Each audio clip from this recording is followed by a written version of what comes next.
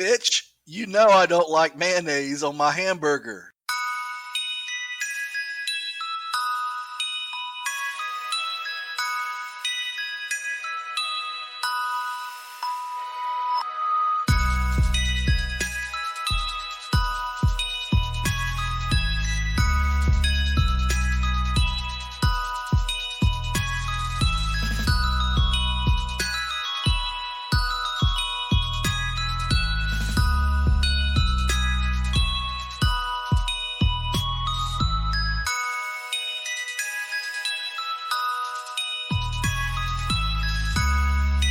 It's Thursday, October 8th, 2020. Episode 023. You're about to go down the rabbit hole with Joe and Brian. I'm Brian. With me, as always, is my good friend Joe. Joe, how you doing? I'm well, and yourself? Doing all right. Good to hear. Doing good, yeah. Oh, so it's been quite a week.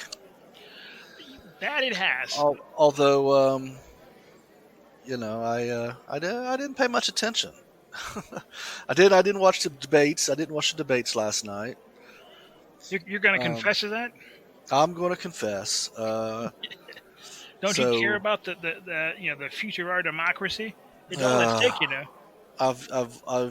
I've just run out of steam, man. Yeah.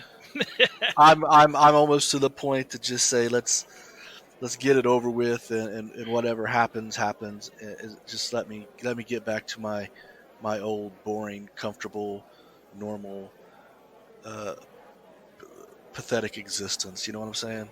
I don't know about pathetic, but all that other stuff might be true. Yeah.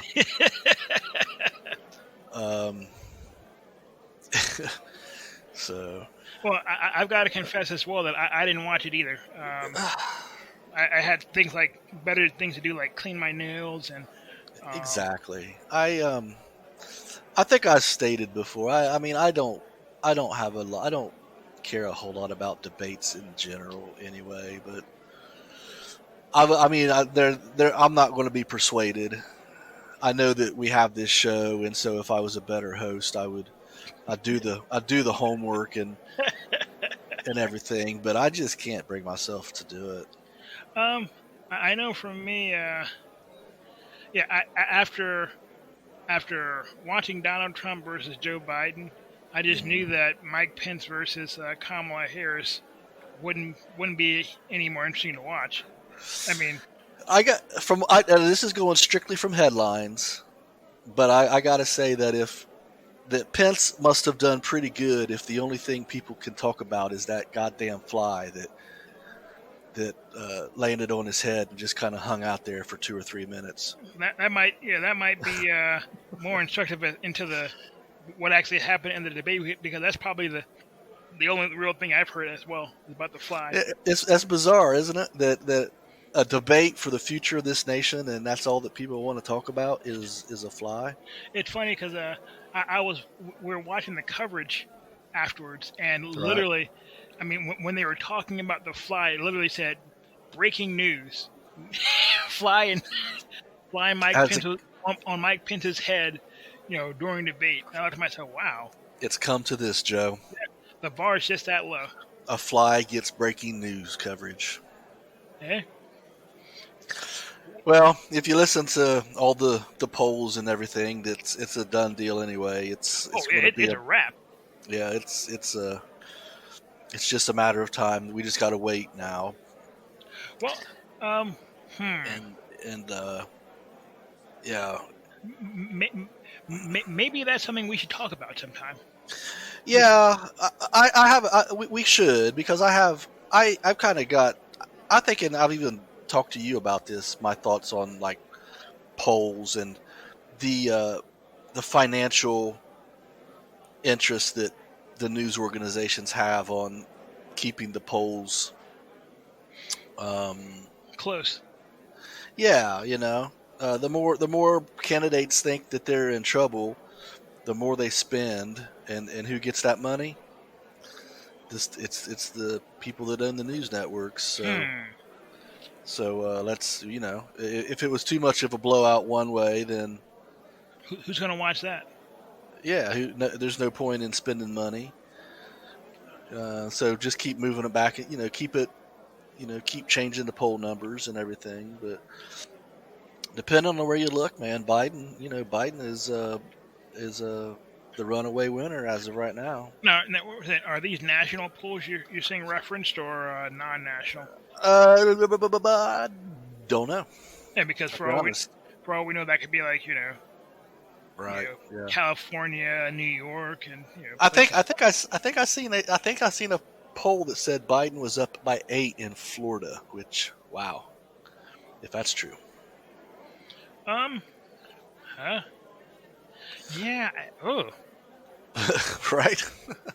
Well, it's funny because if you saw my show notes, it said something about looking down other rabbit holes, so to speak. So I mean, just as we're both convinced that Trump is a likely winner of this whole thing, I'm sure there's somebody not too far that's absolutely convinced that it's Biden, and that there's just no way they can imagine that Trump can win. So I mean, I'm with you, man. Yeah. I mean, it'd be interesting to see, because there are enough data points out there where either our view and their view can probably be substantiated based, if you look at enough data points, and so that might be interesting for us to look at. We'll have to, and I guess it makes sense that as we get closer, that we should, talk about that before the election.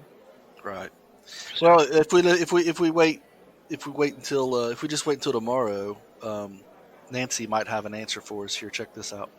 Tomorrow, by the way, come here tomorrow. We're going to be talking about the 25th Amendment, but not to take attention away from the subject we have now. Do you think it's time to invoke the 25th Amendment? I'll talk to you about that tomorrow. I'm not talking about it today, except to tell you, if you want to talk about that, we'll see you tomorrow. But you take me back to my point. Mr. President, when was the last time you had a negative test before you tested positive?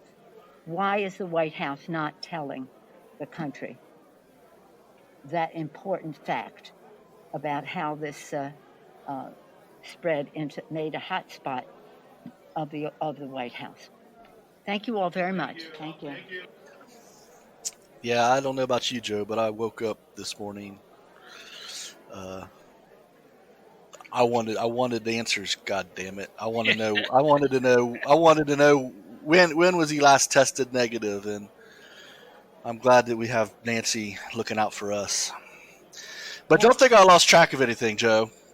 All right, because I was about to say, like, wait a minute, isn't there something else we should be talking about first? Motherfucker, give me 2 fingers or something. What are you drinking tonight, Joe? I am being boring. I'm having a water that's been cut with apple juice and lemon. Ah, sounds kind of healthy. Yeah, I mean, I'm trying to be a better person and put a few more years on a few more good years to my life, and so I started doing that. It's actually, if you know how I feel about water, I hate this stuff. Right. But I found that if you put enough ice in it and other things to distract you, you can. When you do the clean living thing, it's remarkable. It's remarkable how much better you feel. The clean living thing. Yeah, the clean living. But yet you're still tempted to ultimately go back to the unclean living thing. No matter. It's a weird thing because I do whenever I cut out all the bad stuff. I'm like, you know what? I feel good, man. Yeah. But I inevitably fall back down into that pit, man. Yeah, what's that all about? Because I've never heard someone like, you know what? I started running, and I get that runner's high every day, and so as a result, I run every day, and I just feel healthy. I'm great. I mean, I'm sure there's somebody out there like that, but most people they'll run for a bit, and then they'll stop, and then they'll So it's good to put your finger on. Yeah, you do feel good. You do feel better, that whole clean living stuff, but you always get drugged back into it. And you never see it coming, and it's like next thing you know, you're there you've just killed a large pizza, and you're halfway through a gallon of ice six-pack. cream. Yeah, and you're like, "What the fuck happened, man? What happened to me? No, don't look at me." It wasn't too long. Wasn't too long ago. I was posing in the mirror, and now look at me. Yeah. Well, I'm drinking. I got a coconut rum and Coke with a splash of that mango pineapple juice that I had. Right, so you're liking that coconut rum stuff? That is pretty damn addictive, man. Now, is that the Malibu or some other one? It is. Is it in a white bottle? It's a clear bottle. It's not Malibu. It's can't recall, but what's the proof on it? Yeah, I think it's only like 50, 60 proof. I think it's. That's a lot stronger than Malibu. Is it? Because I think 50 proof means about 25% alcohol. I think Malibu comes in typically around 12 to 13. Yeah, I'm trying to read. I'm trying to read it from the counter here. Is it Captain Jack one? Oh, yeah, Captain Jack. I think that's what it is. Is it a dark rum? No, it's clear. Looks like water. Oh wow. I could be wrong. I don't know. But anyway, yeah, coconut is just one of those. Is one of those. I don't know. It's a super, really delicious type fruit that I don't eat enough of. I don't think because. Wait a second. Coconut's a fruit? Isn't it a fruit? I don't know. It's not a vegetable. Yeah, not a vegetable. Let's see here. I mean, because it says it's a nut. I mean, coconut. It's in the name. That's Wow. Now look. Wow. If it's true, if it truly is a member of the nut family, we just need to end this podcast now, man. Okay. That blew my mind. Let's see here.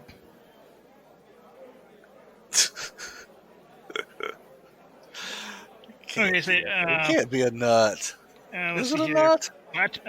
Botanically speaking, a coconut is a fibrous, one-seeded drupe, also known as a dry drupe. However, when using loose definitions, the coconut can be referred to as all three: a fruit, a nut, and a seed. Botanists love classification. Apparently, not very good at it either, because it leaves you with all three original questions. Like, what is it? So, let's see here. Palm tree family, living only blah, blah, blah.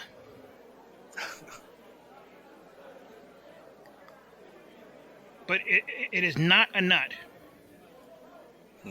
So we know that's true. So I guess it's a... Let's go with fruit, because that makes us vote. I know that it's a key ingredient in a lot of fruity drinks. Yeah.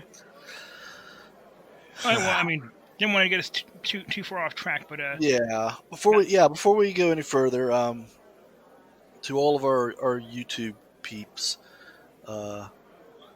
ask you to like this episode, subscribe if you're not already subscribed, and as far as I'm concerned, the most important thing is to share with the masses. The masses, share all it with of everyone you know. Yeah.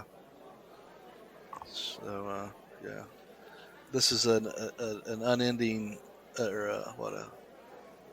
there's no bottom to the knowledge in this well of knowledge.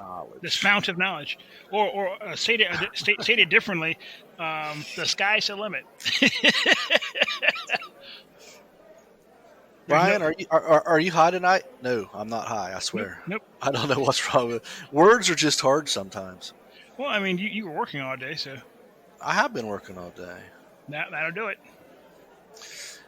All right, Joe.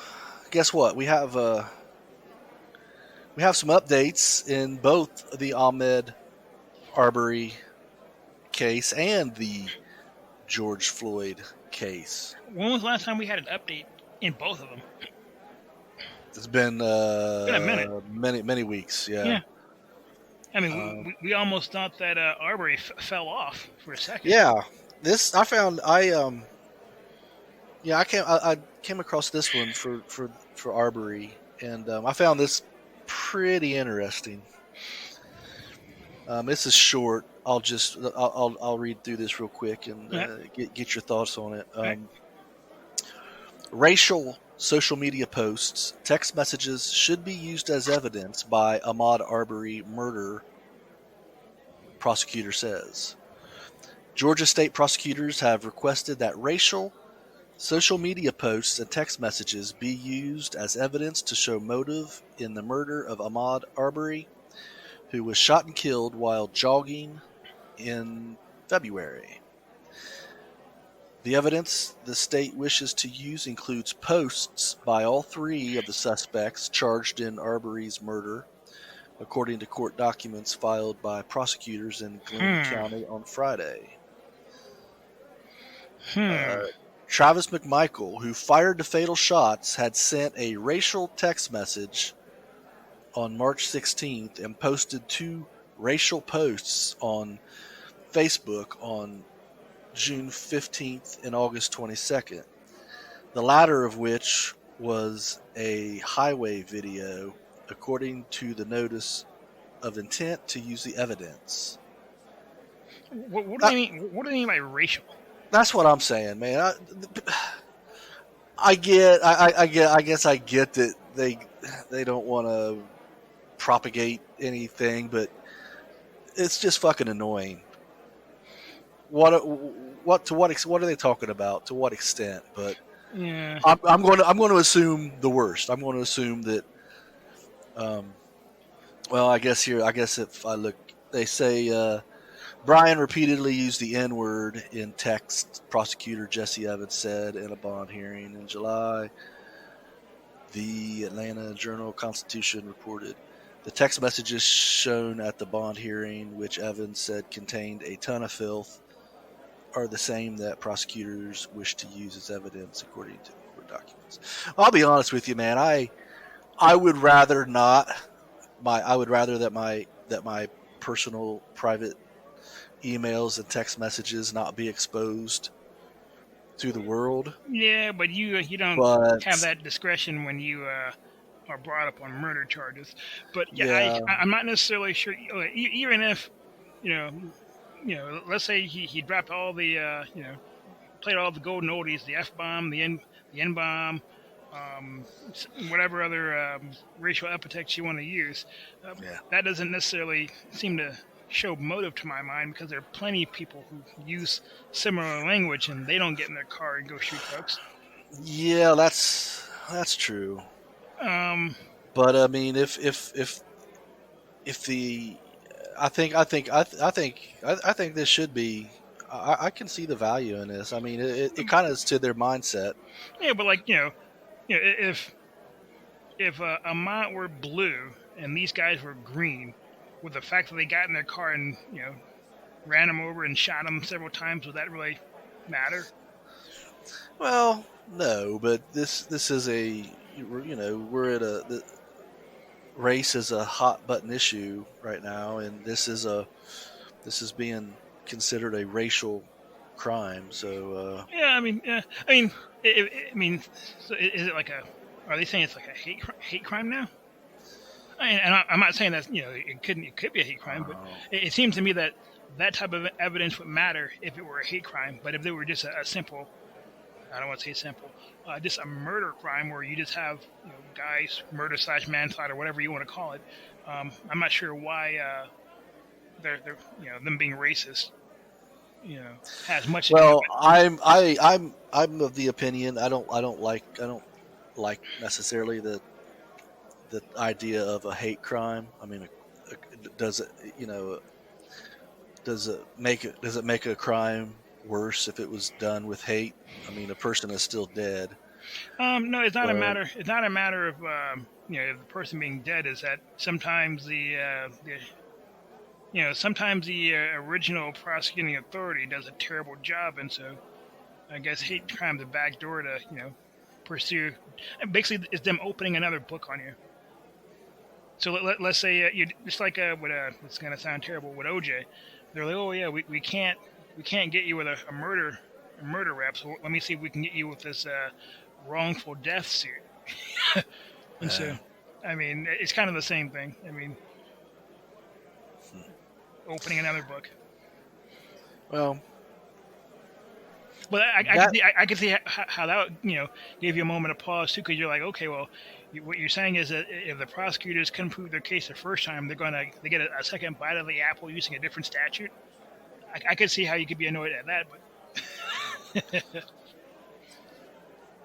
yeah, but the civil lawsuit was done by the problem the family, the families. Yeah, not the state. That's right. So, but I don't know. Well, I think that I don't know. I didn't include it in the show notes, but they had a picture of all three of them, and I know you can't judge a book by the cover, but they all three look like pieces of shit. well, And that third one, that third one, the Brian guy, he looks like you might have found him as a cast member on that, what was that Netflix show, the Tiger King, or the you mean that show I haven't watched it all, but everyone's been talking about? Yeah, good for you, Joe. I broke down and watched it, and you must resist evil, Brian. I try. Yeah, I try. Next time. But anyway, yeah. But like, that guy, he looked like he might be the ringleader. Like, kind of, yeah. Like, this guy goes around and just ish files him. He's always finding ways to get into it. Just from what little we know, but and for all those Tiger King people out there listening, I think the bitch in Florida did something. She did something. I'm not sure what, but okay. Anyway, moving on. Can very quickly. Can you give me the cliff notes? That way, I don't have to go through my life in ignorance of this show. Oh my. In less than a minute, if you can. No, I can't in less than a minute. Okay, well, this story it starts out where you think it's just so simple, but it just takes all these twists and turns, and I'll be honest, I've watched it. I think it's like 6 episodes. It's a short miniseries, but I don't know, man. It's just about this guy who raised tigers somewhere out in the Midwest, and he raised and sold them, and then this woman in Florida who, it sounds like she basically did the same thing, but somehow she got on the side of politicians or whatever, and she decided she was going to take him out, and now he's in jail and she's not, but there's a lot of crazy shit that happened in between. So, is there anyone dead? Yeah. Right. her husband or her ex-husband or whatever, and so they're that's what I was saying. People are like saying she killed him, and to hide the body, she fed him to tigers or had him buried underneath a septic tank or something like that. Well, I mean, okay, that's pretty bad when they bury you under a septic tank. They're like, yeah. Yeah. Nobody's gonna dig that up. Yeah. You're just making the life of the investigators really hard to mess with. Just hoping that they say, you know what, fuck it. Yeah. And I think that's what happened. I mean, this guy was a douchebag anyway. So. He was. All right. Well, thank you for that. You may. I mean, I saved you 6 hours, man. I mean, you've piqued my interest. Later on, in the Skulduggery section, we have some more Netflix news that's not so funny, but you have to wait. Okay, patience is not my virtue, but while we're doing that, let's. What do we have on George Floyd? Yeah, so I'm really kind of perplexed about this, actually. I'm surprised that he hasn't ended up with a broomstick up his butt. Well, yeah. So the main guy, Chauvin, he got released on bail without having to put up all of it. Like, well, I think you're only supposed to be able to put up 10% or something like that. yeah, but what they made the deal? They made that he didn't put cash down though. It's like a bail bondsman. Yeah. Just 4 days after the death of George Floyd, and days. Oh, I'm sorry. I'm looking. I put an article in. I got an article. Yeah, because when I was reading about this Chauvin, this article, I came across another article. I'm sorry, Joe. I got us all confused here. This first article I have here, because this is like chronological order, is like ex-Minneapolis police officer Chauvin was in talks to plead guilty before he was arrested. What? Yeah, just 4 days after the death of George Floyd and the day before Minnesota police officer Derek Chauvin was arrested, federal and state prosecutors were negotiating a possible plea deal with Chauvin, the Fox 9 investigators have learned. Sources familiar with the scuttled negotiations say it would have been a universal deal that would have included state murder charges as well as federal civil rights charges. Those intense negotiations delayed a previously announced press conference on Thursday by nearly 2 hours. I thought we would have another development to talk to you about, but we don't, said U.S. Attorney Erica McDonald on the start of the delayed press conference in front of FBI's Brooklyn Center headquarters. There were early negotiations with the defendant between Hennepin County Attorney's Office and the U.S. Attorneys, said Hennepin County Attorney spokesperson Chuck Lazuski in a statement to Fox 9. Ultimately, those negotiations failed. At the time, Chauvin was represented by Tom Kelly, who declined to comment. Chauvin's current attorney, Eric Nelson, did not return calls for comment. So, yeah, and now, by Wednesday, June 3rd, the Minnesota Attorney General added to the case, Chauvin was charged with second-degree murder, and 3 other officers involved in the arrest of Floyd were charged with aiding and abetting second-degree murder. So, that's interesting. I had not heard that. I had not heard that either. And you'd think that that somebody, well, everybody should, especially Mr. Chauvin should want to keep something like that under wraps, because if they find out that you were negotiating to plead guilty, how are you going to then go out and plead the case that you're not guilty? Does that make sense? Well, it does make sense, but I'm sure that when the judge tells the jury that they're not to take into account any of that other stuff, that they will. Yeah, assuming they're robots. Right. So here's the bond. Here's the Bond story. Chauvin was released from jail, posting a $1 million bond. Chauvin had been jailed in segregation at the maximum security Oak Park Heights, Minnesota prison, awaiting a March 8th trial in the death of George Floyd in Minneapolis. Yeah, wait. March 8th? He's going to trial on March 8th? I hadn't heard that anywhere before. Yeah, I hadn't either. So, how long do you think it took for him to, try and make a dash for the border after getting out? I don't know. He's probably just in hiding, but that's a funny thought. I'm sure he's being watched. Yeah. And for real, he's probably the most hated man in America. Yeah, it's one of those things where, even the most hated man in America has that 5% of people who love him for whatever reason. So, which border would he go, north or south? Well, he's closer to Canada. Yeah, but I get the feeling they bring him right back. Yeah, Canadians. He needs to go someplace where they don't extradite people, like Cuba or Venezuela. Sure. They probably would be extraditing people, but then he'd be surrounded by black people, so that probably wouldn't work out well for him. Yeah. So, yeah, there's a lot of stuff in this article, but nothing. I don't see anything that's really. So he was released at 10:34 a.m. October 7th. That was yesterday. Jail records show he released. Okay, yeah, at 11:22 a.m.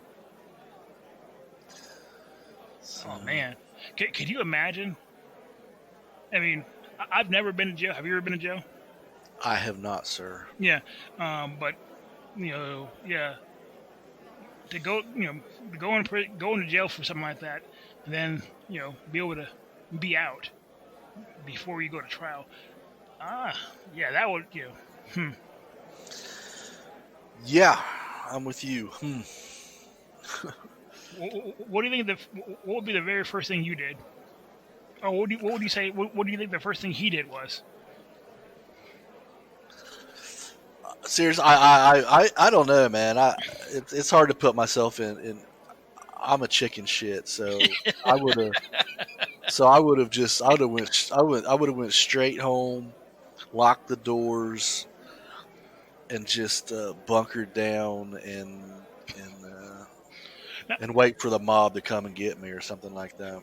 And that's the crazy thing, because by now they know where he lives. So he can go home and pick up some clothes, I guess. Yeah, maybe. You're right. I'd bounce to like an unknown relative's place or something like that. But I'm guessing that there's no leaving the state. I don't even know if they'd let him leave the county. The county. But all the things I'd want to do is probably all the things that I wouldn't be allowed to do on bail. Well, yeah, he went straight to the party shack.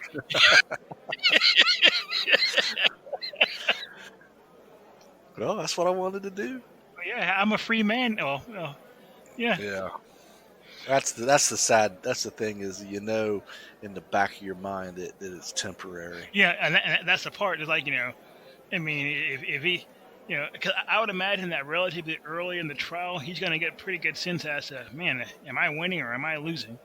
And if you get that I'm losing, why would you show up for like, why would you show up? I feel you, man. Well, moving on. So this happens I want to say every year, but it's probably not every year. But the DHS comes out with like a list of like terrorist threat kind of groups and things like that, and it's always some right wing militias that are always on it. Even though I don't ever hear about right wing militias doing shit, but no. Wait, you could have said that. Had we been recording this yesterday? Okay.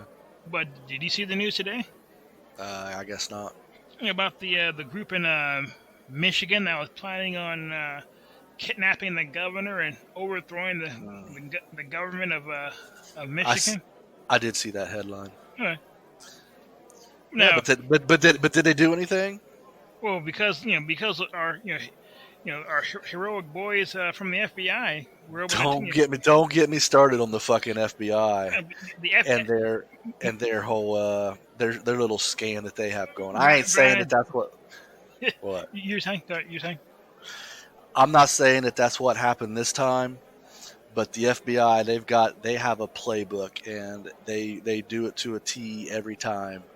It's usually to some underprivileged minority that they railroad, but there's no reason that it couldn't have been done in this case as well, because they didn't do anything. Well, I mean, I thought you'd have 3 words for me: law and order. But no, I mean, but okay, but I only said that to say that you can't say that you never hear of right wing militia group doing anything, especially on a day where we have a pretty big story of that being the case. And granted, it's just an accusation. There aren't any bodies in the street, and we don't have a snatched up governor of Michigan. So Right. Well, here's a cool thing that I found out on Breitbart's website. You can actually click a button and they'll read the story to you. What? Sorry. So I know that I don't particularly like reading stories, and I know you don't like reading stories. So let's let Breitbart read us this story. Amidst Antifa from latest domestic threat assessment by Joel B. Polak on October 7, 2020. The Department of Homeland Security, DHS, does not include Antifa in its latest assessment of domestic threats to the homeland. The 26-page Homeland Threat Assessment, HTA, dated October 2020, does describe the problem of violent protests, though it emphasizes the threat posed by white supremacist groups and omits the word Antifa. As acting DHS Secretary Chad Wolf notes in a foreword, original emphasis, domestic violent extremism is a threat to the homeland. As Americans, we all have the right to believe whatever we want, but we don't have a right to carry out acts of violence to further those beliefs. The department works with other government, non-government, and private sector partners to prevent individuals from making this transition from protected speech to domestic terrorism reflected by violence. As secretary, I am concerned about any form of violent extremism. That is why we design our programs to be threat agnostic, ensuring that we can combat a broad range of domestic threats. This article goes on for another 3.5 minutes. I don't think we need to listen to it. So I don't know. This happens this just happens every time this report is released. It's like all the people that I see doing violent shit is never included, and then all the people that I hear about, the only people that I hear about are the people that I don't know. They don't do anything. All right, now I'm okay. Yes, okay. I will grant you the bad timing of this latest news, but it just I don't know. It just I don't know. Antifa is just an odd. It's always been a weird. It's always been a weird idea to me from the beginning. And now let's go into that a little bit. Antifa, right? And anti-fascist. Right. That's and I can actually, as we're talking about this, I can hear Mom Brannigan saying that we probably need to figure out who these people are and get smart on them, and we will eventually. But yeah, I actually read a good in-depth article on their roots and everything, but I don't have it handy. But yeah, we should do that. You know what? So Antifa's not on the list. You know who else is not? I don't see on the list. Who? Klu Klux Klan. I mean, probably because they don't exist anymore. The Klu Klux Klan does not to an extent that they matter. Well, I mean, even though they don't exist anymore, even I believe they still exist, and in some way they matter. But okay, they may not be stringing folks up on trees left and right. But when is really the last time you've heard of the Ku Klux Klan when talking about anything important in current events? When we were talking about domestic terrorists, about if we're talking about domestic terrorists and how Antifa fits that bill, I don't see how we can't say that the Ku Klux Klan doesn't. Their sole purpose, I mean, even the very beginning of their existence was to threaten and intimidate people and I know, man. I just don't think that there's enough of them around to even really be considered a group anymore. Seriously, the last time I really had even heard about him or thought about him was, Bob Byrd was talking about Bob Byrd being the Kleagle or whatever, some Grand high rank, Poobah or Grand Dragon or something like that. something like that. Who's Bob? Who? Bob Byrd. Oh, Robert Byrd. Yeah, Robert Byrd. Yeah, former senator of West Virginia. He died he croaked like 20 years ago. Yeah, not 20. 15. No. I say all that knowing full well that time flies, and it probably was 20 years ago, but I'm going to say 10 years ago. There's a way we can find that if only there was a mechanism for which we could summon that information. Yeah, that'd be interesting. Yeah, I mean, let's see here. Robert. Oh, it was 10 years ago. Was it really? Yeah, 2010. Oh, look at that. Yeah. He was old, real old. I mean, like, he's one of those ones I'm talking about that they made the deal, the Luciferian deal, where probably the last 15, 20 years was just an animated corpse. You mean him and John McCain and John McCain? Who else is on that list of? I think Nancy's on the list. No, I don't think she's on the list. She's too lucid. Well, I don't know. She's lucid sometimes. Well, I mean, some people, you look in their eyes and you can clearly tell that somebody's home, right? Yeah, you look in Nancy's eyes, somebody's home. You may not like the person there, but somebody's home. I don't know, man. Robert Byrd. Yeah, it's funny when you said Bob Byrd. I'm like Bob Byrd. Robert. Yeah. I'm referring to him like we're buddies. Yeah, like I didn't know that you and Senator Byrd were on one first name basis. Yeah, I call up old Bob. I used to call Bob up on the weekends. Oh yeah. Are you doing any cross burnings this weekend, Bob? Nah, we don't. You know what's crazy is how many things are named after him in West Virginia. Yeah. Well, I mean, how long he was a senator forever. I mean, yeah. I mean, he was. Let's see here. Blah blah blah. Preceded by Strom Thurmond. Damn. Yeah, Strom Thurmond. I thought he was from North Carolina or South Carolina. That actually North Carolina sounds right for some reason. Yeah, but so how is he preceded by Strom Thurmond? Maybe he was a. Oh my goodness! Maybe you were looking at a chairmanship or something. A committee chair. Yeah. Wait, so he was. Oh my God! He started in the Senate January 3rd, 1959. That was before that was 1 year after my mom was born. Holy crap!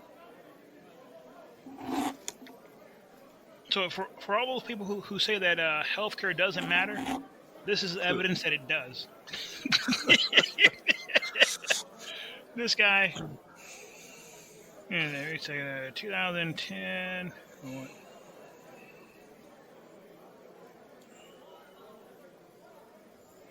Yeah, he was in the Senate for 51 years. Too long, man. Yeah, I mean, 51 years. So he was. I mean, you have to be old to even get into the Senate. Right. Yeah. Right. Yeah. And he was there for 50. I think you can the least old. Your age. You have to be at least 35 or 30 years old before you can go in the Senate. That sounds right. Maybe 35. Yeah, thereabouts. So yeah. Crazy. He should have quit a long time ago. But well, moving on.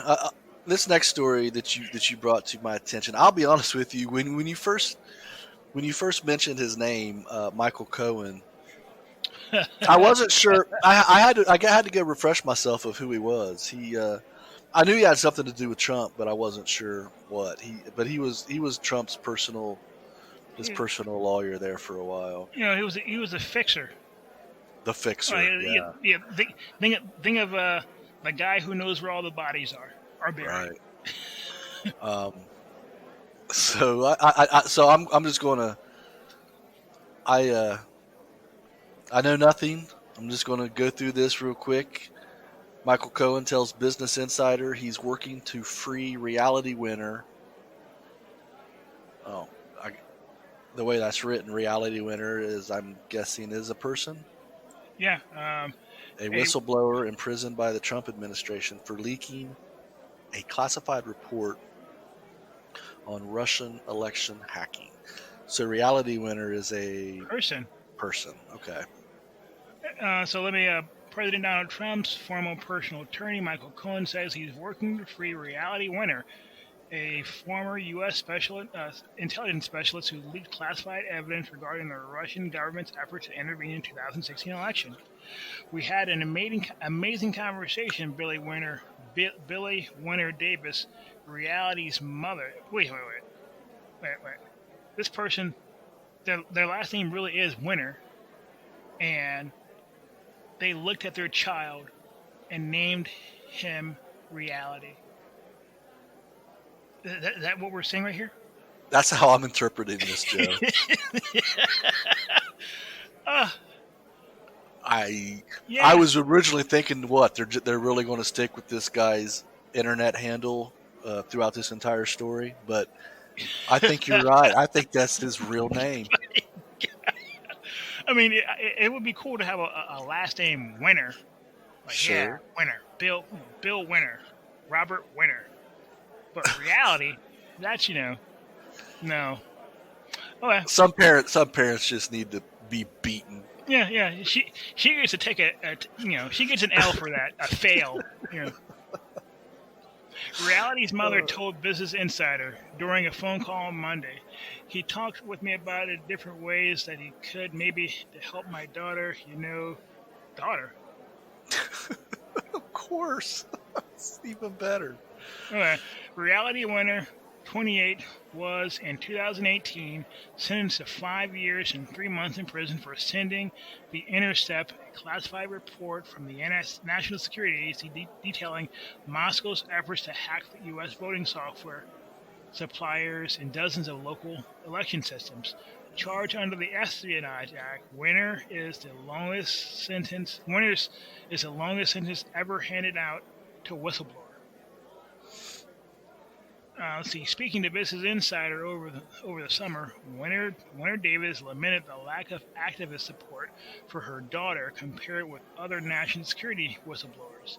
She also expressed some resentment over the fact that her daughter was denied compassionate release during the pandemic, while others who worked for the Trump, such as Cohen, the former campaign manager, such as Cohen and former campaign manager Paul Manafort, enjoy relative comforts of house arrest.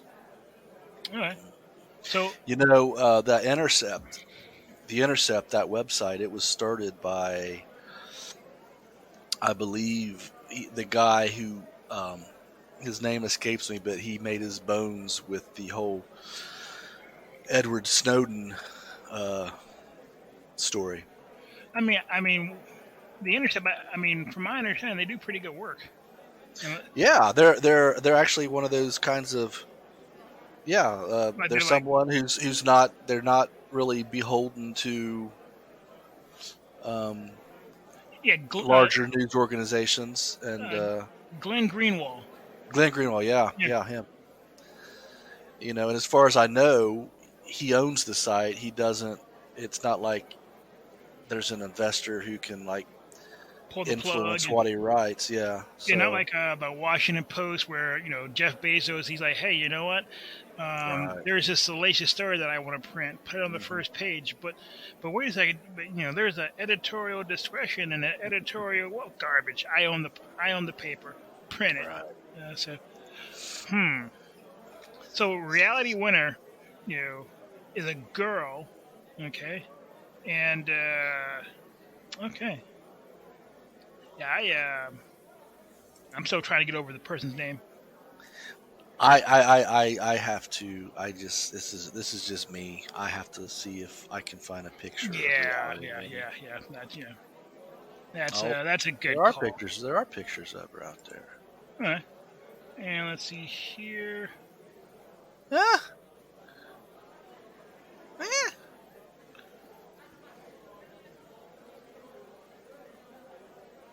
Orange is the new black.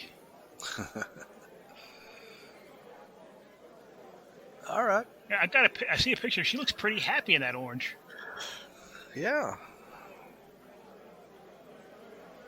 So. Yeah. Not sure what that did, but yeah, as soon as you said it, I'm like, yeah, I now that you say, I need to find out too. What does this person look like? Who as a child, their mom looks down at them and says, your name is reality. I probably would have preferred something like, rainbow. Oh, there's a picture. Oh, look, there's a.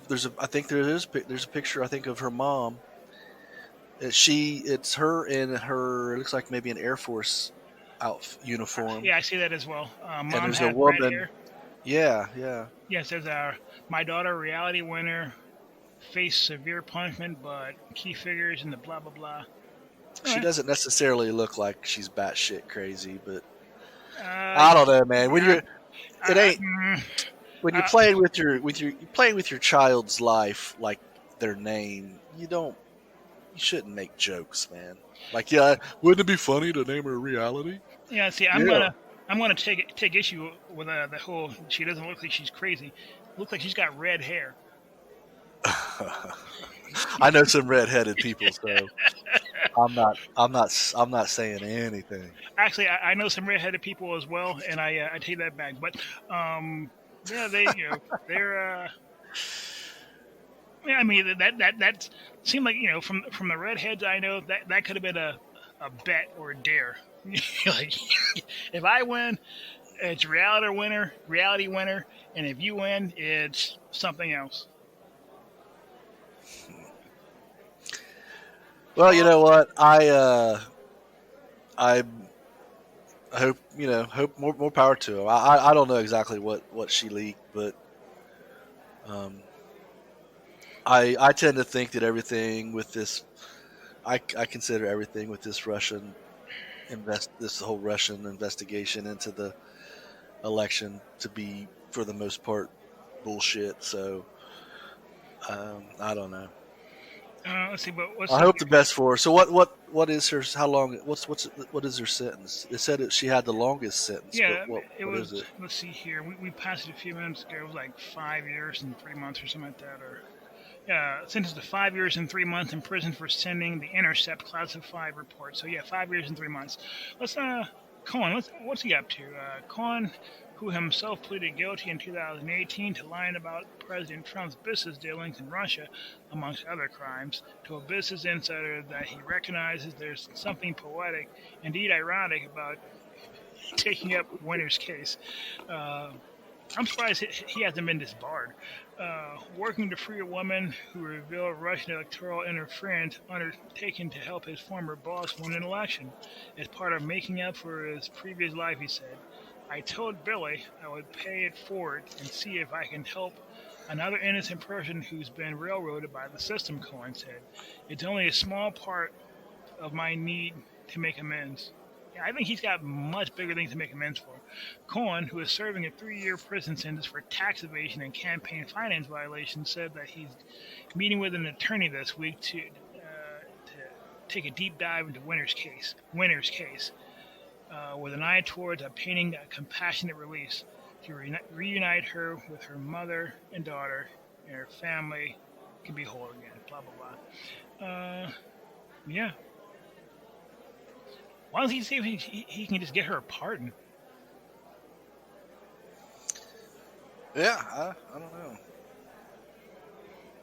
Very interesting story. Very interesting story.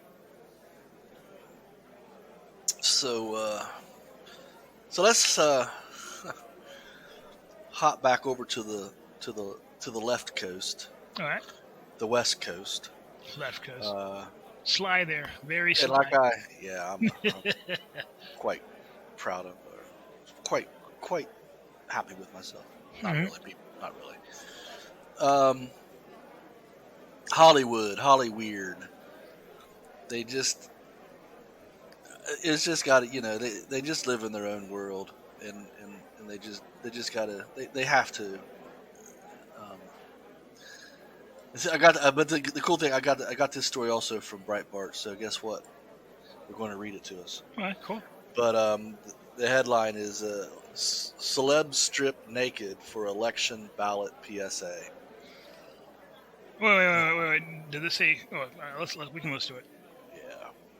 Watch, Celebs Stripped Naked for Election Ballot PSA by Alana Mastrangelo on October 7, 2020.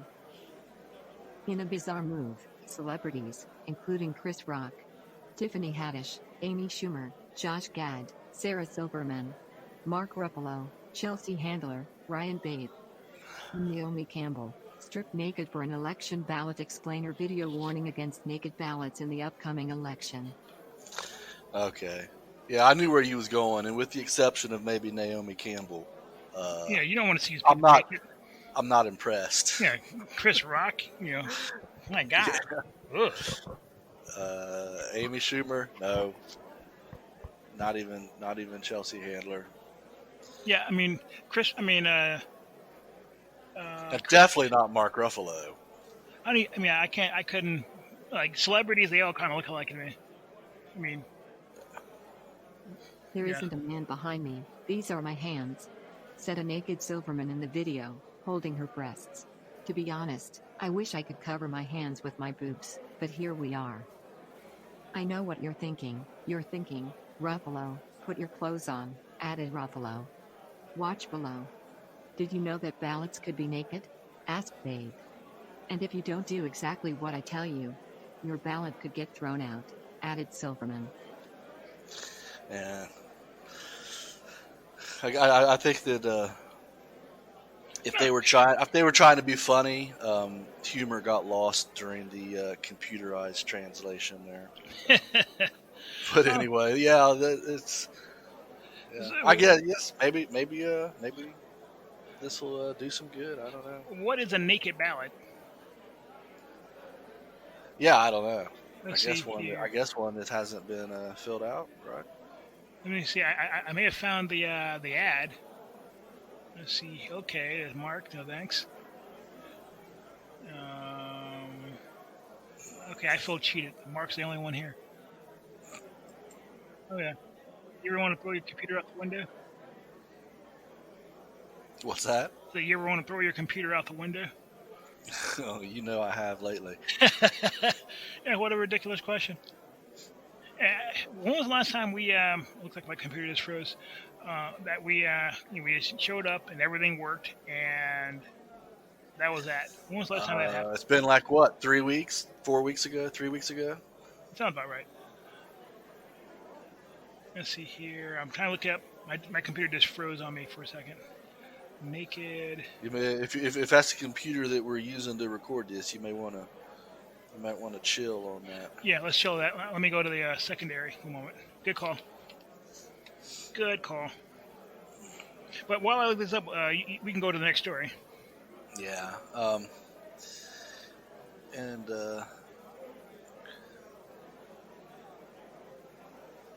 Oh yeah, this is a good story. I'm glad you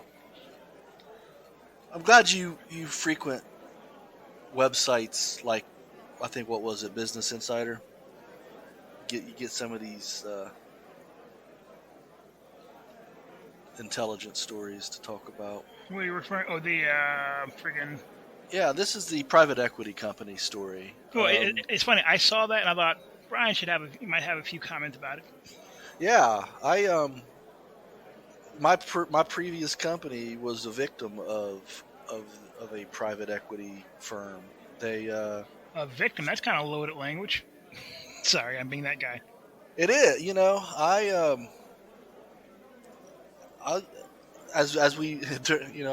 I tend to use some hyperbolic terms when talking about them as well.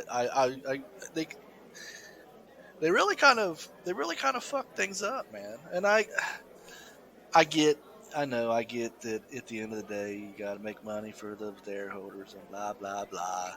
But they came into my company. They They took over the board of directors and placed their man in as president and CEO, and he effectively he went ahead and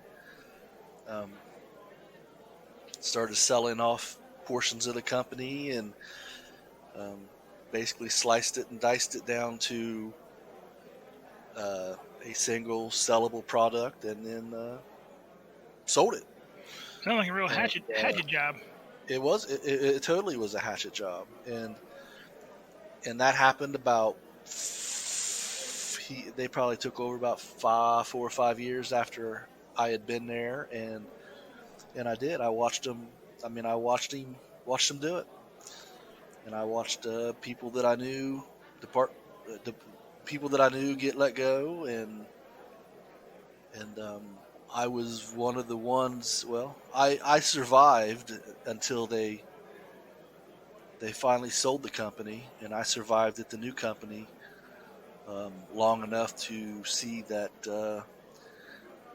everything was transitioned over, and then I was gone too. So, yeah. So what do we got here? My job of 14 years was destroyed by a private equity company. It's time for Democrats to actually stand up to Wall Street.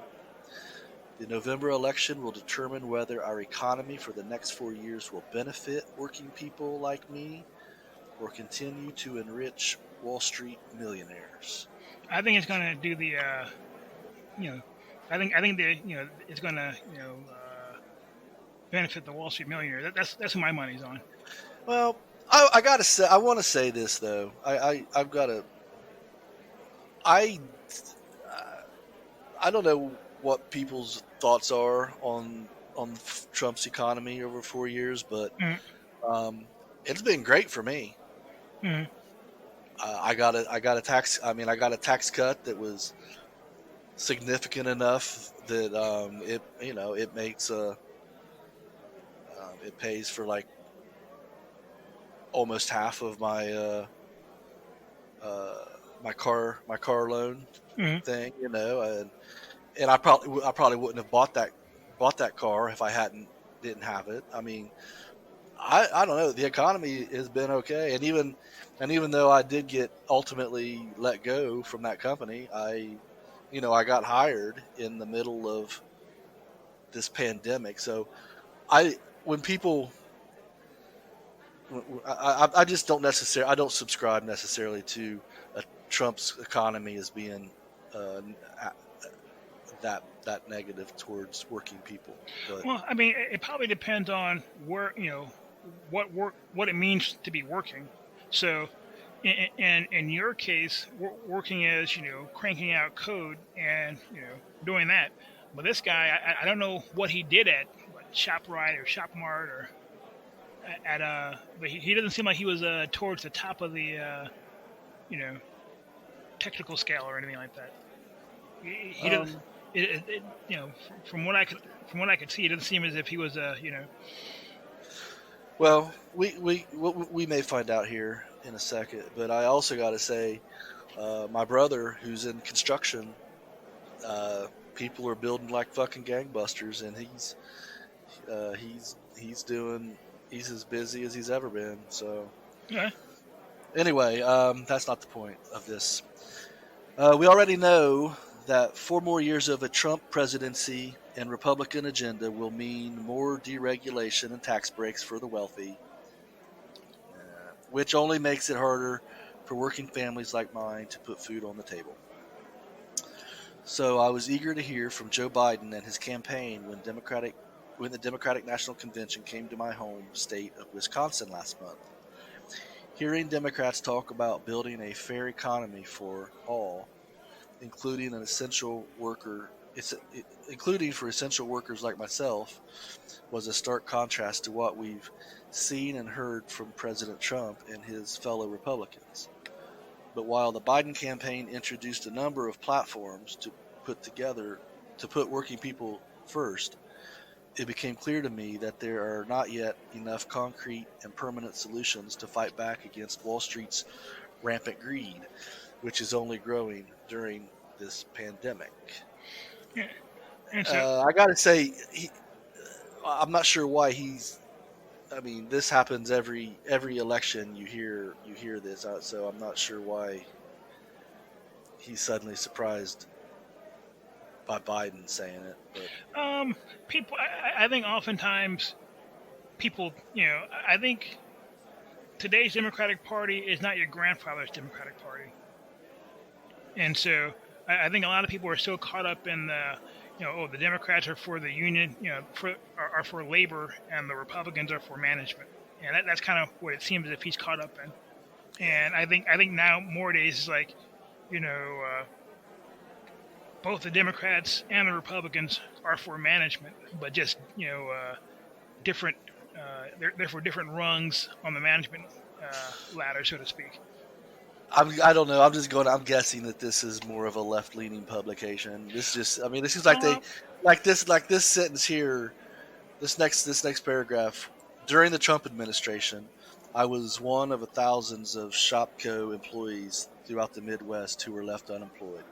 That seems like it could have just been said, I was one of the thousands of Shopko employees. I mean, the Trump administration had my company got took over and destroyed during Obama, so is it fair for me to blame Obama for that?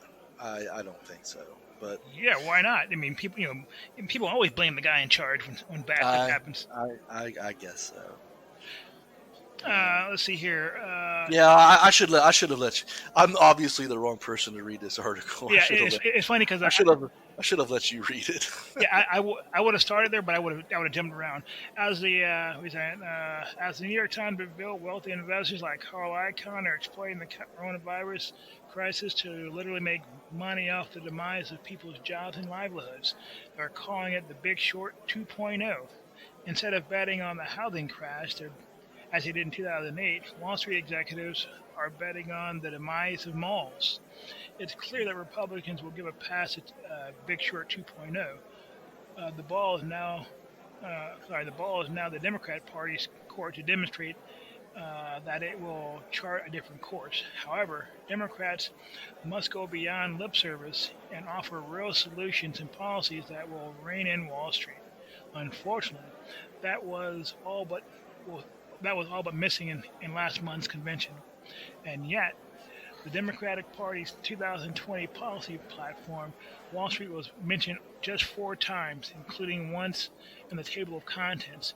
There is not a single mention of the pain that private equity firms inflict on our communities, as Sun Capital did with Shopko in Wisconsin, or planned to relieve that pain and rein in these firms. The Wall Street Journal even noted that corporate America's sigh of relief when Kamala Harris was added to the Democratic presidential ticket.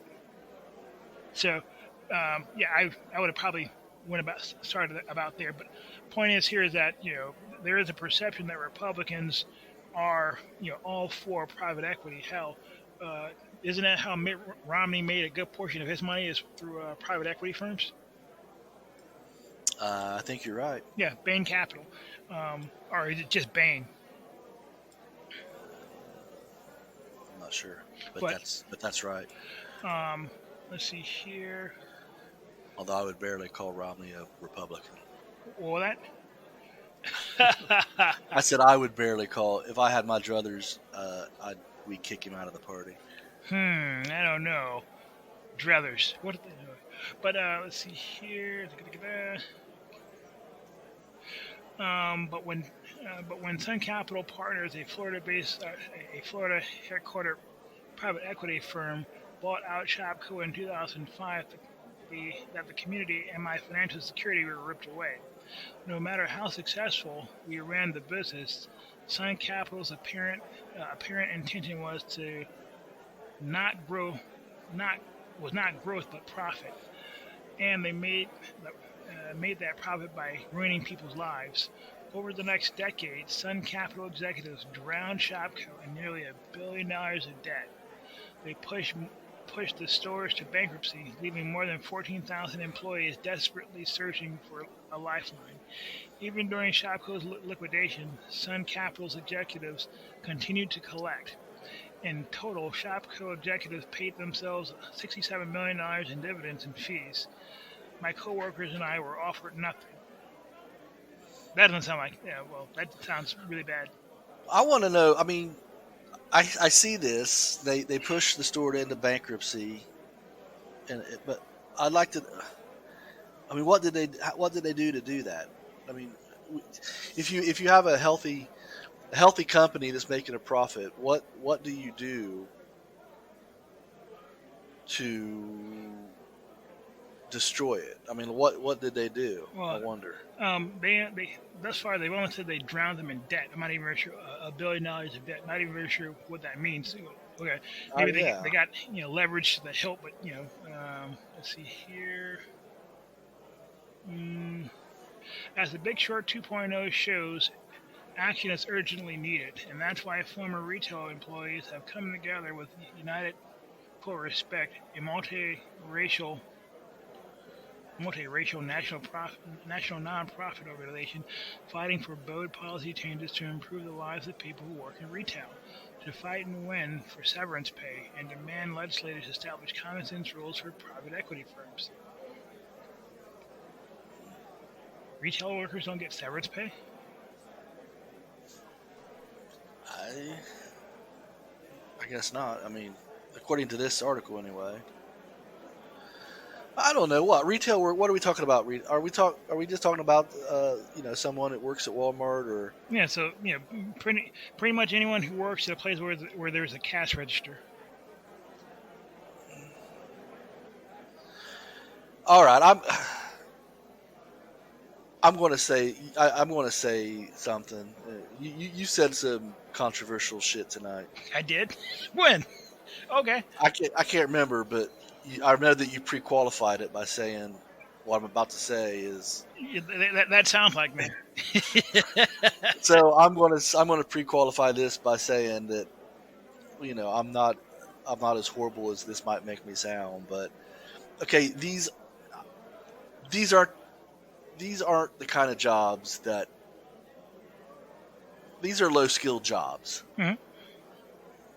All right, so if you lost your job because some evil fucks shut down Shopco, then go to one of the other 100 places and pick up where you left off. It's, I don't know, man. It's just. That's I know that's horrible, and I know that. But I mean, they're in Wisconsin. I mean, it'd be like let's say the people, at your company back home, if they were to go through and fire and get rid of a lot of those employees, would there necessarily even be a place for those people to just go?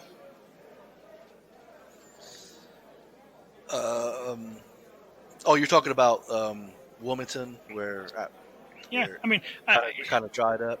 Yeah, I mean, it's foreseeable that you could have a community where you've got 2 or 3 big employers, and if one of those two or three big employers goes away, there's just there's not something to pick up the slack, so to speak.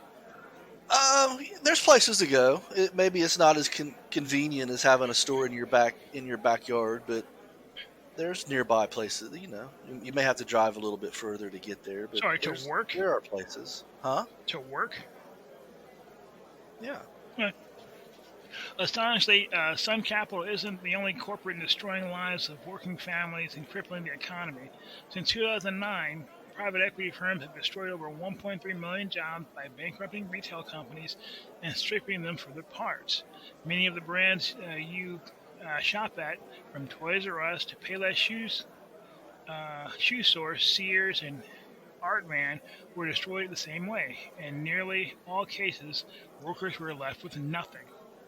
Even in our hospitals and nursing homes are being taken over by Wall Street, leading to a major staffing cuts and unsafe conditions during the ongoing COVID-19 pandemic. I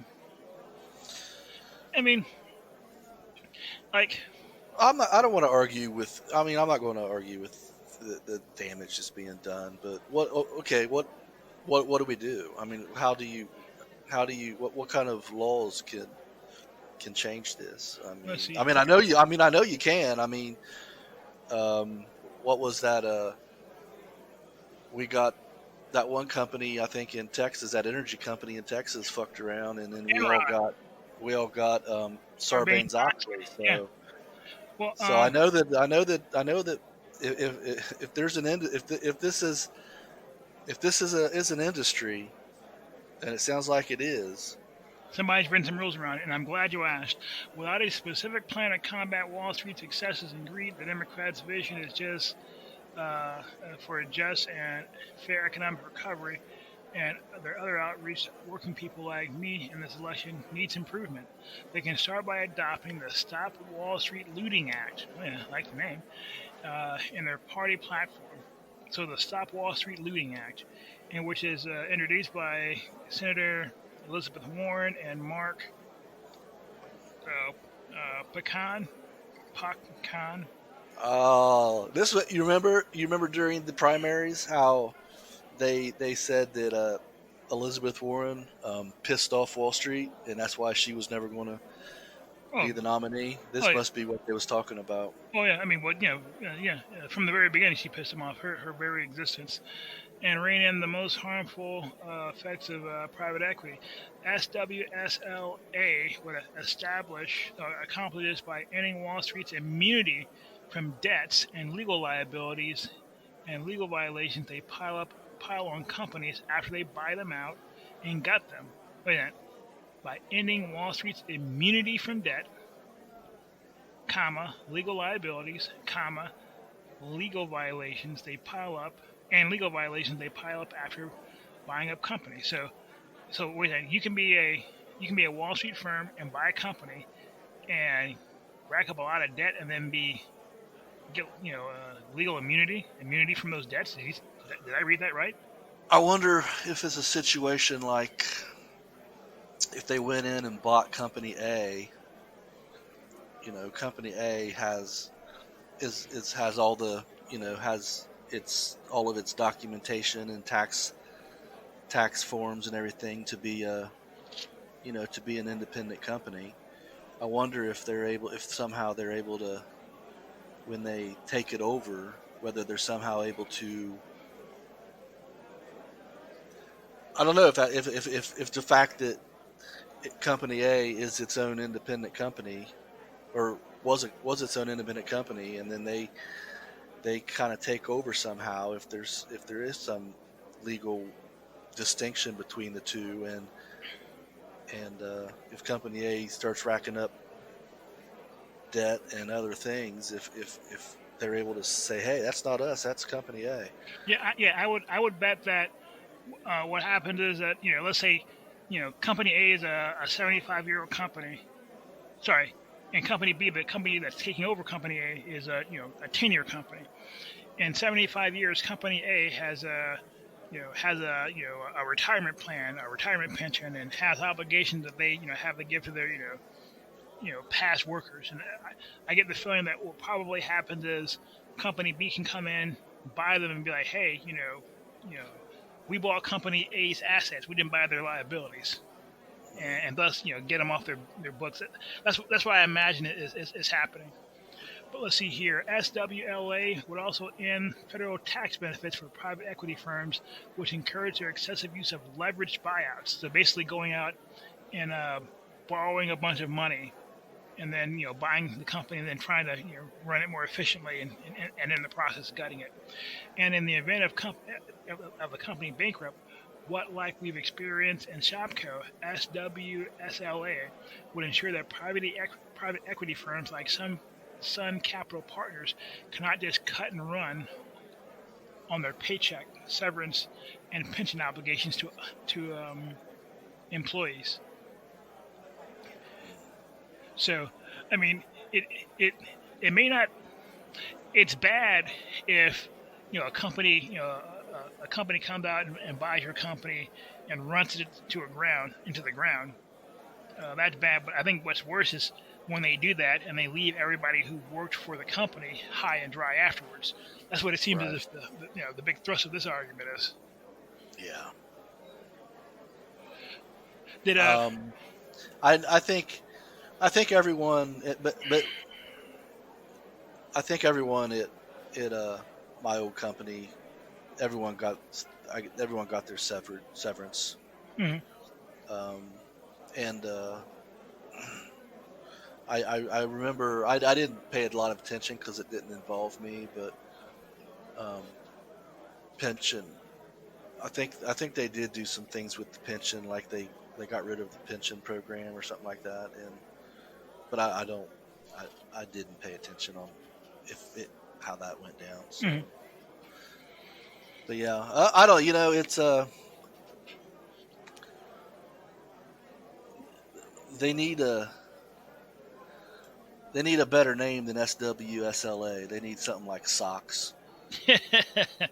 I mean, Sarbanes-Oxley. But you know, the funny thing is, and you and I were both at the con when they was implementing all of the Sarbanes-Oxley regulations, and it's ridiculous. It's just ridiculous how much how invasive those regulations were for what triggered them, and all the things that I think it's one of those things where, like, you know, once you have an Enron happen, you have to have a response to that. I mean, nobody wants to, you know, no one wants to be the guy at the switch when Enron Part 2 comes around, you know? I know, but I just maybe because I was coming at it from an IT perspective and not the company, like a business perspective. But you should have been grateful, because I mean, all that means more work. I mean, who's going to fire the socks guy? Oh, I'm not necessarily complaining. Oh, it did give me some work. Yeah. And I can't remember who he was. There was this guy that came in. Was it Gary? Was he the Sarbanes-Oxley expert? Gary Seaman? No, McGillivray, I think. Gary McGillivray. Oh, Gary, I love that guy. Was he the socks expert, or was there someone else? Chances favor there are more than one socks expert. I'm thinking about I don't know. Anyway, we're I'm off on a losing tangent. track here, but it's interesting, and if these people are as nefarious as they sound, and there's a way that we can get them back on the straight and narrow, or at least prevent them from doing this shit. I'm all for that. I mean, but so you've had the treatment, so to speak, but you haven't had the full treatment, apparently. No, I mean, there's a difference between, and I'll just say this for what it is. You know, I'm like a skilled laborer, I suppose, or whatever. I get, you know, my job. I have benefits in my job that people working at Walmart don't. I'm exempt. I get a certain amount of hours a week, and I have certain perks that I just get. It's just people in my industry. That's just the norm. What they get. It's just the norm, and it's different, and it's better. They're better than the people that work the floor at Walmart or something like that. So, yeah, I got a severance when I left. I'm glad the new company honored that. I don't know if they had to or not, but I'm glad that they did. Mm-hmm. But yeah, I don't. Now that I'm thinking, the more I'm thinking about it, no, I don't think that someone who gets laid off from a job like that, unless maybe they're a manager, I don't think severance is involved. Yeah, no. But it's funny because. I did watch a company that I genuinely enjoyed. I mean, you loved it as much as you can love a company. but I enjoyed working there, and I watched a wonderful atmosphere where everybody enjoyed going to work and doing their job and being around each other. I watched that deteriorate, and it was a place that I didn't want to be. And when I finally left, it was 5 years too late. Was it like Mercy? Yeah, it really was. I should have, if I had more get up and go in me, I would have left on my own accord long ago. But I was comfortable, and I just hung around to the end.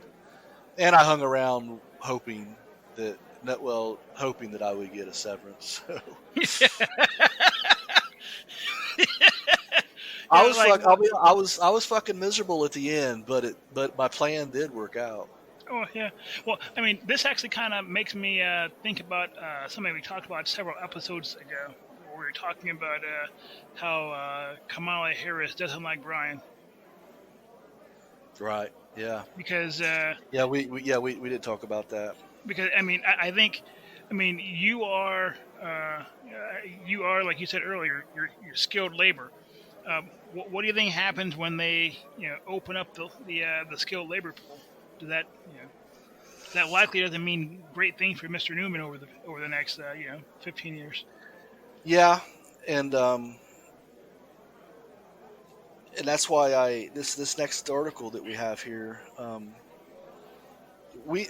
think a few episodes ago we had talked about Donald Trump at least talking about getting serious with the whole H-1B visa thing. Mm-hmm. And apparently he's finally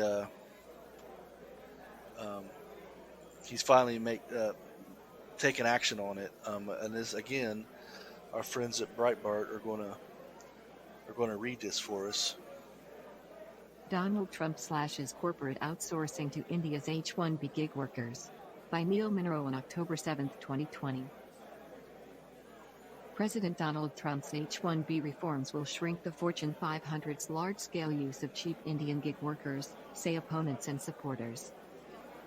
The immediate beneficiaries may include thousands of middle-class Americans at the Vanguard Group, Ascension Healthcare, and other companies who have been told they will soon lose their jobs to Indian contract workers imported by Indian-run staffing companies, such as HCL and Infosys.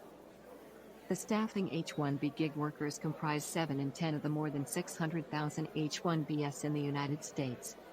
Industry representatives and lawyers are objecting to the new rules, which will dramatically raise the cost of hiring foreign workers and reduce the C.E.O.'s incentives to sideline young American graduates and mid-career American professionals.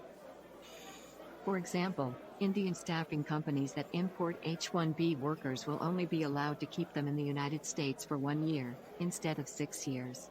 Also, U.S. companies would have to pay higher salaries to their imported gig worker programmers, doctors, accountants, and designers. Opponents of Trump's rules say they will damage the Indian-dominated outsourcing business.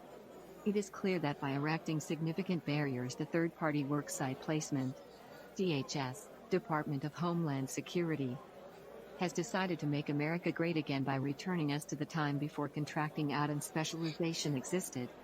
Immigration lawyer Vic Goel of Goel and Anderson told Forbes for an October 7th article. That's funny. But right before they said that, that's what I was thinking. I mean, Trump campaigned on putting America first, and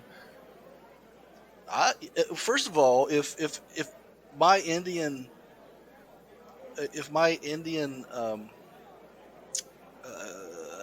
co-workers, if it's true that they make significantly less than me,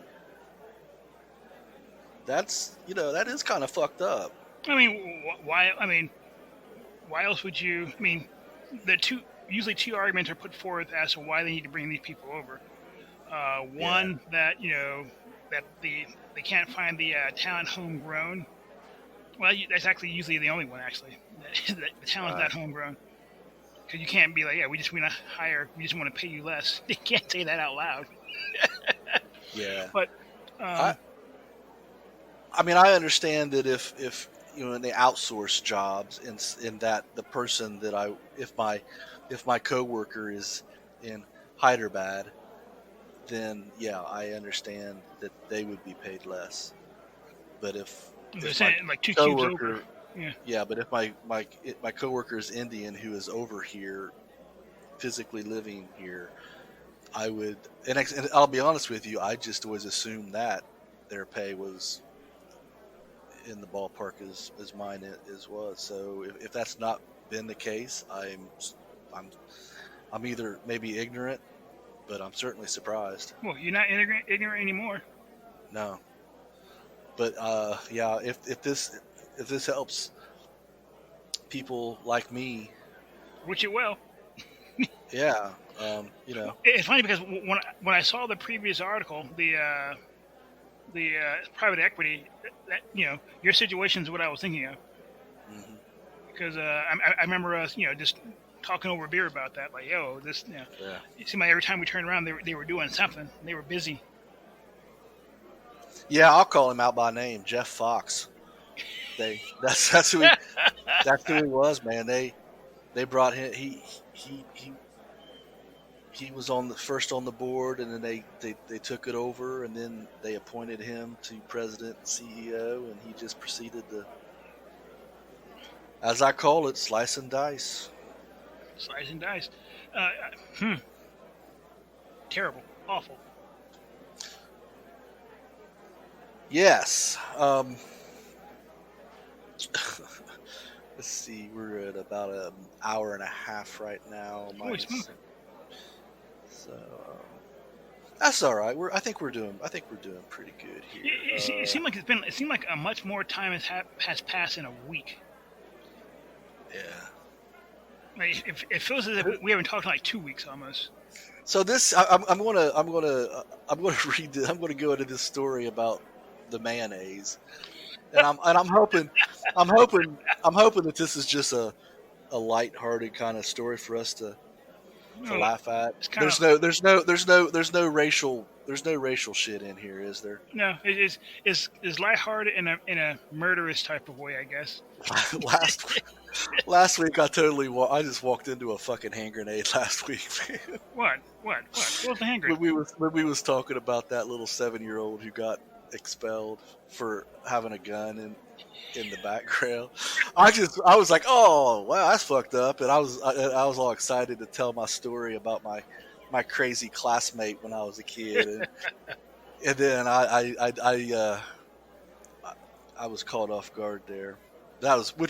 Which is fine. It still made for like a really entertaining listen. It was, but I was talking to my buddy afterwards, and he commented on it. I was like, "Yeah, I walked into a fucking hand grenade.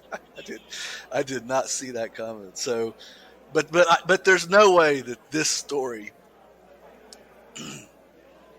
about somebody getting shot isn't funny. I need a drink. Hold on, my throat went out on me. Yeah, holy crap. Does that help? No, I'm out. That's just some ice that's melted. An Arkansas man was sentenced to more than 100 years in prison for a fatal shooting over unwanted mayonnaise on his hamburger order. A 35-year-old, and you know what? Mayo, in part, I think is like some of the secret sauce on a lot of really popular hamburgers. Yeah. So that begs the question: how did he ever, like hamburgers and hate mayo? Because you're right, mayo's on almost everything. Yeah. So a 35-year-old Arkansas man was sentenced to more than 100 years for fatally shooting a woman and wounding his brother over a fast food order last year. According to Newsweek, the incident occurred at Andra Crockett's residence in Blytheville, Arkansas, on March 5th, 2019, when 37-year-old Priscilla Aldridge and Crockett's brother, Kevin Thomas, arrived at his home with the incorrect fast food order. A heated verbal exchange ensued, resulting in the shooting, according to Newsweek. According to Fox 3, a neighbor heard Crocker say, "Oh my god, bitch, you know I don't like mayonnaise on my hamburger." I think it was serious. That's the beginning of the show clip right there. When he received his meal order, according to the local news outlet, Crockett struck Aldridge once and Thomas three. Thrice. Crockett turned himself in to police custody days after the shooting. Fox 13 reported that a jury found Crockett guilty of first-degree murder and first-degree battery. Circuit Judge Ralph Wilson sentenced Crockett up to 130 years in prison due to his multiple counts, including 75 years for first-degree murder, 40 years for first-degree battery, an additional 15 for possession of a firearm as a felon. He was a felon, you don't say. Yeah, that's a... That could have been Skulduggery. That could have been Skulduggery, for sure. It could have been. So I've got something here that just, we touched on this earlier in the year, and I don't know. I don't want this to be a thing later on that I maybe recognized but didn't talk about. So I'm really just wanting to get this on the record that I am noticing something odd, and I don't know if I should just take this at face value or what. All right, let's hear it. But you remember earlier in this year when we all, maybe around our first or second episode, we talked about the murder hornets. Oh yeah, I remember that. Yeah, these just giant fucking hornets that one hornet could just kill a man. Uh-huh. Or or I don't know. It was a thing. It was a thing earlier in the year. And so now I came across this article, and it says scientists predict potential spread of invasive Asian giant murder hornet through United States and globally. Researchers at Washington State University have predicted how and where the Asian giant hornet, an invasive newcomer to the Pacific Northwest, popularly dubbed the murder hornet, could spread and find ideal habitat both in the United States and globally.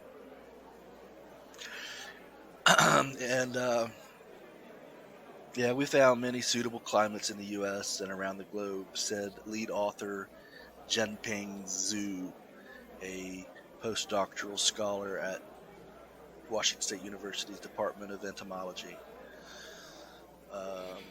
I don't know. I just and then here, completely unrelated, I think. And this is from Indiana. Former chief of Anderson's police department, Larry Crenshaw, died Sunday after a hornet attack.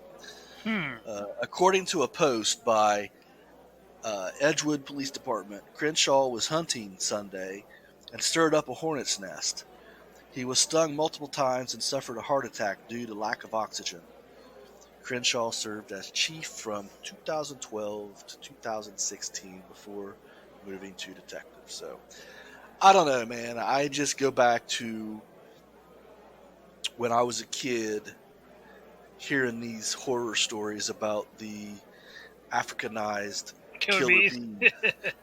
And how every so often they'd show a map of how they had already completely invaded Mexico and how they were moving up through Texas and how they would take over. They'd be all over the United States within a decade, and I've never encountered one that I'm aware of. So, and it's just these kind of stories are now all of a sudden popping up, and I'm just wondering if there's if this is some globalist trick, or if there's some.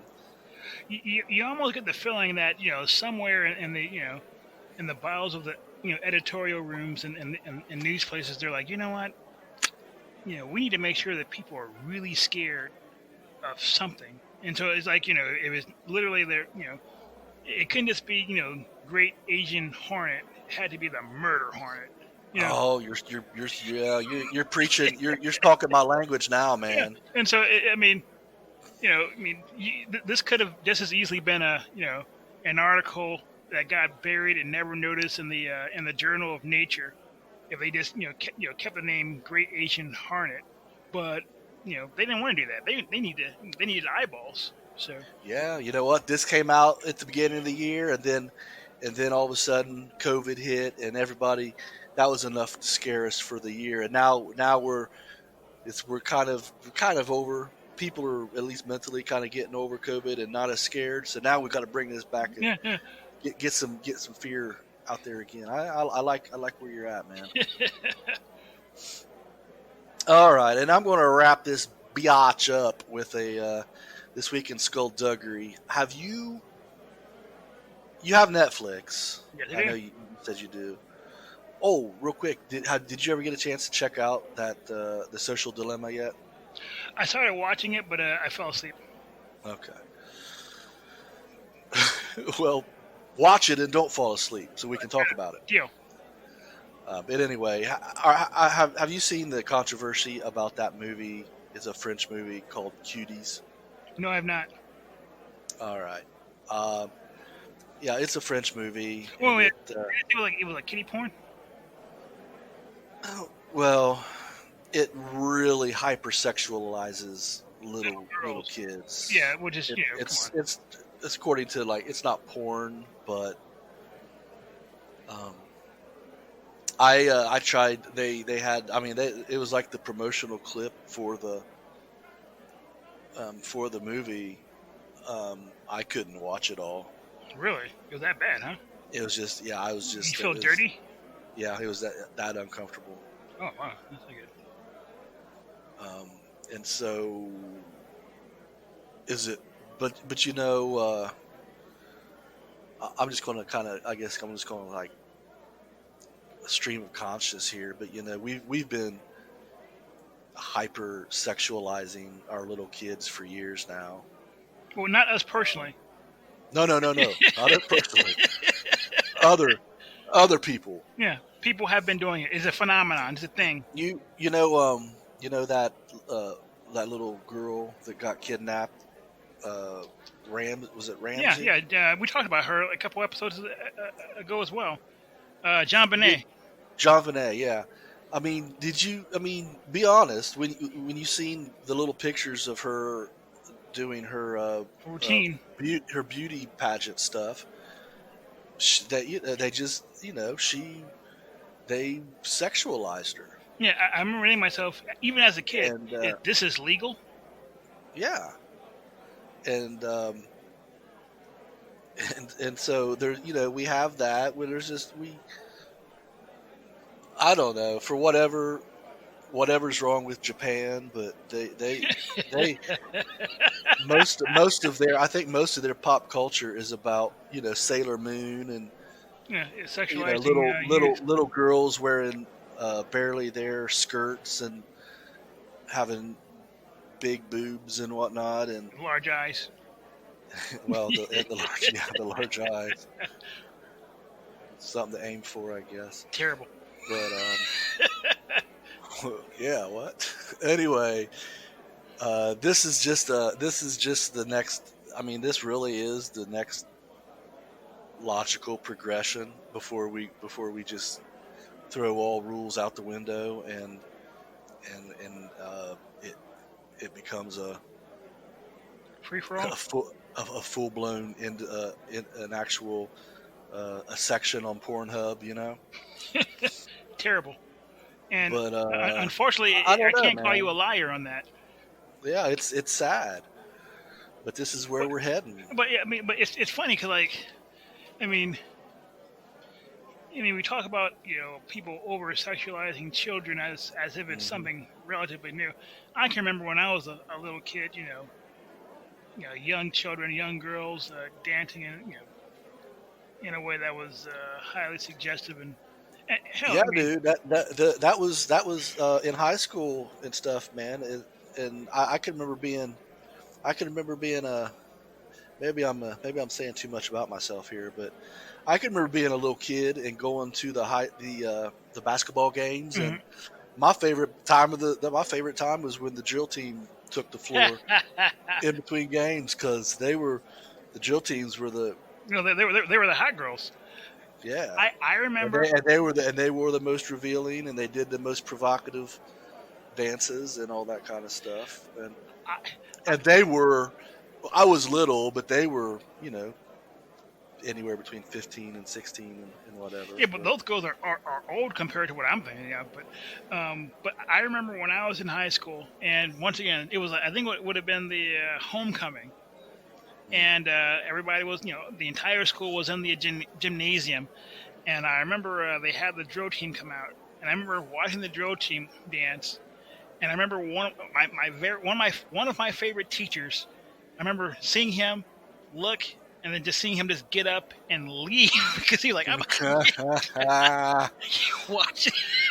His name was David Sonius, and it's one of those things where, it's kind of uncomfortable, very uncomfortable. It is absolutely uncomfortable. But could you imagine being someone's dad, like, oh yeah, hey dad, I just joined the drill team. What team? The who team? Yeah, no, it's that would give me a moment of pause. Yep. A couple moments. So there you go, man. There you go. I do not recommend. Oh, I guess this article, but anyway, for what it's worth, some grand jury somewhere in East Texas has indicted Netflix for promoting Cuties, and yeah, I wonder what's up with East Texas juries, because that's when whenever copyright laws are abused, there's always some district in East Texas that's like all pro, copyright stuff. Oftentimes, they go shopping for the jurisdiction with the judges that are most likely to be favorable towards them. Yeah, they found him. They found him in East Texas, man. Like, who would have thought? Yeah. Yeah, not copyright, patent trolls. Patent trolls. That's what I was talking about. There was patent trolls always. Show up in Texas. Yeah. So, anyway, that's another episode. Patent trolls, awesome. Yeah, it really came to a head with Adam Carolla. He got sued. Someone bought some patents, and their patents, they was able to argue that their patents made up a podcast, which is releasing serialized content over the internet automatically, or something like that. Basically, a podcast, or how podcasts were delivered. Podcast distribution or delivery. Yeah. Kind of like the RSS feed. Or... Right. Exactly. It's exactly the concept. Yeah. Exactly. And so they even though Adam Carolla didn't invent all of that, he was at the time the most popular podcaster, and he's the one that they sued. Oh, that's terrible. And he started he got a GoFundMe, and he fought it. I think he fought it, and I don't remember how it ended, but I don't think he necessarily won, but they don't sue people anymore. So yeah, but it was and it was all took place in East Texas. So. Adam Carolla, like last time I used to like him, but then the last time I saw him, he just seemed like he was angry and bitter. My problem with that, I stopped listening to him because he just has like, he's got like these core things, like these core beliefs with these core beliefs that fuel his comedy, but they never change. And so after a while, you start, if you listen to it for any extended period of time, you start, it's like it's almost like he's just repeating himself in different ways. Yeah, I just got tired of it. You've heard everything he has to say. Yeah, exactly. So yeah. So there we go, Joe. Is that a wrap? I think it's a wrap, man. Holy crap! We're coming in. It's 153, 154 right now. That's enough time for us to remind everyone to like, subscribe, share. Like this episode, subscribe to the podcast, and most importantly, share. Share. Yes. Not the singer. Give this to someone else whom you know. There's one. Cher might be another one of those who made that Luciferian deal. Yeah. You know, like as of 1 year ago, she was still performing. Well, you know what? I think that, and I know this is going to sound like an old fogey, but I think the quality of music these days is so bad that groups from back then can still be relevant today. Yep, that sounds like old fogey talk to me. I mean, Cher is who she is, but you know, she like 2 generations ago or more. And she was big in she first got big in the 70s, right? 60s, maybe 70s. Damn. Yeah, she had like I think like a big song that put her on the map was like her pretending to be an Indian or something. I'll have to look that up. She should have ran for governor. She should have ran for a senator in Massachusetts. Exactly. She's ahead of her time, maybe. That one. I'm sorry, that was too easy. That was kind of low hanging fruit. Yeah.